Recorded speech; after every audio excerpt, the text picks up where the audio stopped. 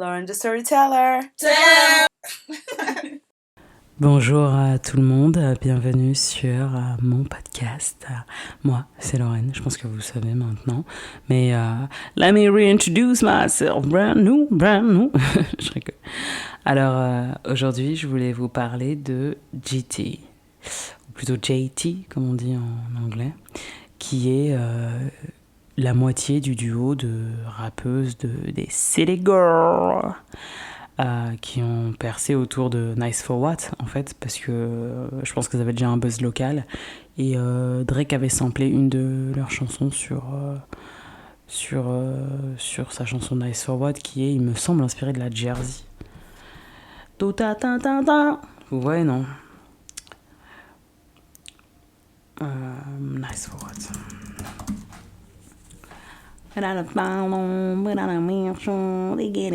Ah, voilà, c'est de la bounce. Voilà, c'est inspiré de la bounce.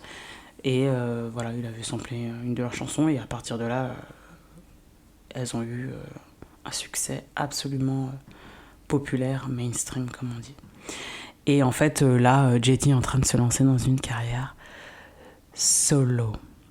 Une carrière solo. Et en fait, je voulais juste parler rapidement de l'alignement de JT avec la haute couture, que je trouve qu'il est une excellente stratégie qu'on a vu venir quand elle avait fait la campagne des Beats, c'est qu'elle avait les cheveux de toutes les couleurs, un make-up assez particulier, donc éditorial. Et en fait, tu sais, un make-up très artistique, en fait. Et en fait, je trouve que c'est une excellente idée parce que elle est assez statuesque et c'est quelqu'un qui aime expérimenter et donc on est dans du glam, mais dans du glam edgy en fait, dans la bad bitch alternative. Vous voyez ce que je veux dire? Et en fait, je trouve que c'est plutôt une bonne idée parce que il fallait qu'elle renouvelle quand même son image pour faire comprendre aux gens « Hello, salut, j'arrive, mais en solo ». Et notamment, par exemple, elle a son clip qui a été réalisé par Moa Lola. Moa Lola, j'avais déjà publié quelques photos de sa collection sur mon Twitter. Et c'est une designer styliste qui sort de Centrale Saint-Martin, donc vous savez, la fameuse école, mon école de rêve, qui est à Londres. Et elle-même a fait de la musique d'ailleurs, hein. Elle fait beaucoup de choses, hein. Elle fait des expositions, elle fait de la musique, elle fait ses vêtements, mais elle est principalement connue pour être designer. Elle a même travaillé sur la collection Gap avec Yeezy. Et vous voyez de qui je parle. Et elle s'aligne sur la scène Naija Alté, hein, les Santi, les Odunzi de Machine. Vous voyez de qui je parle, hein. Rapid Fire. Voilà. Elle s'aligne avec ces gens-là. Là. Des fois, je me dis en fait que la meuf, elle fait des onomatopées. Et elle se dit que tout le monde a les références, quoi. Je vous mettrai les liens en note. En fait, je rigole parce que j'ai pas mal de références et je pense que vous voyez de qui je parle. Mais je me dis, les gens qui voient pas de quoi je parle doivent se dire, mais qu'est-ce qu'elle raconte, quoi? Qu'est-ce qu'elle raconte? La meuf, elle nous fait des onomatopées et elle nous dit, ouais, vous voyez de qui je parle. Mais non, Lorraine, dis-nous qui c'est. Bref. Ce sont des chanteurs qui font de la musique afrobeat alternative au Nigeria. Voilà. Et elle s'aligne avec cette scène-là, en fait, qui sont très... voilà, c'est... Ikoyi Island Rich Kids. Voilà, je rigole. Je les connais pas, mais bon, voilà, ce sont des gens plutôt créatifs. Et en fait, Moa Lola, elle a une marque... elle s'appelle Moa Lola. Ogunlesi d'ailleurs, je crois que c'est son nom de famille. Et la marque s'appelle Moa Lola. Et sa marque, j'aime beaucoup ce qu'elle fait. J'aime beaucoup l'univers. J'aime beaucoup ce qu'elle fait. Et donc, il y a des cuirs, il y a des latex. C'est des couleurs, c'est un peu... voilà, il y a du sky, du PVC. C'est rose, fuchsia. C'est bleu métallique.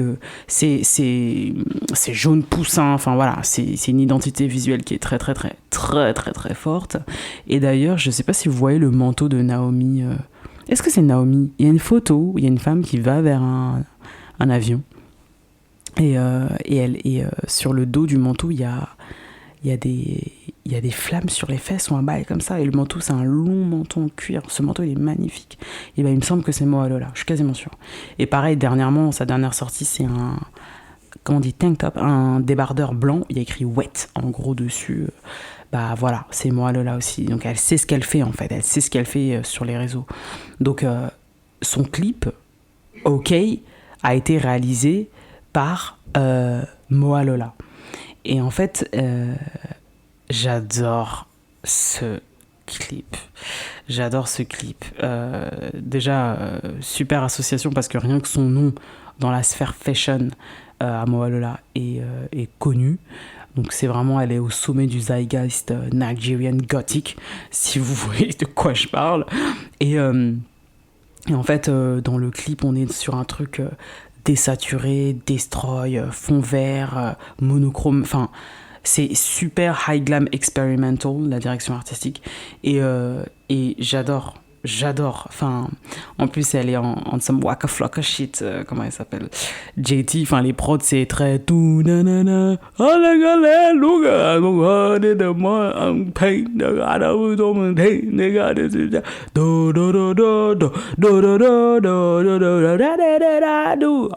Si vous vous rappelez bien. Qui se rappelle de Roosted Marari? Roosted Marari. Qu'est-ce que ça veut même dire, Roosted Marari? Mais cette époque-là, le run de Waka. Non, mais il faut qu'on en parle. Il faut qu'on en parle du run de Waka à cette époque. Et en plus, quand tu connais la backstory de ce qui se passe. Laissez-moi me taire. Je vais en parler dans un autre podcast. Mais le run de Waka de cette époque-là. I go hard. Bon, pour ceux qui ne savent pas, je parle de Waka Flocka Fame. Waka Flocka Fame. Je parle de lui. Qui est un rappeur du sud des États-Unis qui a percé en même temps que Gucci, donc à Atlanta. Et en fait, qui faisait... c'est le début de la trappe, en fait. Enfin, c'était... Oh là là, c'était trop bien. Et en fait, les instrus, c'était très... comme on dit, c'était très vénère, en fait. C'était très énervé, c'était très énergétique. Enfin, c'est... Oh, cette époque me manque. Hein. Franchement, c'était trop bien. Et j'aime trop l'idée qu'elle vient et qu'elle fait son truc... I'm talking my shit, but on some waka flocka type of bits, si vous voyez ce que je veux dire, pour expliquer aux gens qui savent pas de quoi je parle. Et en fait, donc déjà rien que ça, au niveau du son, j'ai adoré.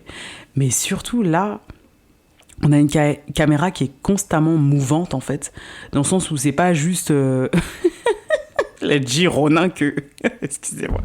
C'est pas juste une Gironin qu'un gars porte, en fait, et puis voilà, il la suit. C'est vraiment genre... c'est comme la caméra où il y a un détecteur de mouvement et qui suit ses mouvements, en fait.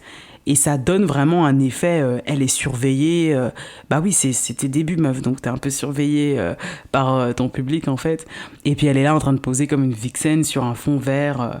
Les vixens qui sont devenues les nouvelles rappeuses, hein, d'ailleurs. Hein. Je voulais faire un podcast sur que sont devenues les vixens. Et puis je me dis, mais elles sont devenues rappeuses, en fait. Je veux dire, avant, on les voyait juste poser au bord des piscines et tout, dans les clips. Et, et maintenant... maintenant on les voit, c'est les rappeuses quoi, les rappeuses ont l'esthétique des vixens, donc merci les vixens.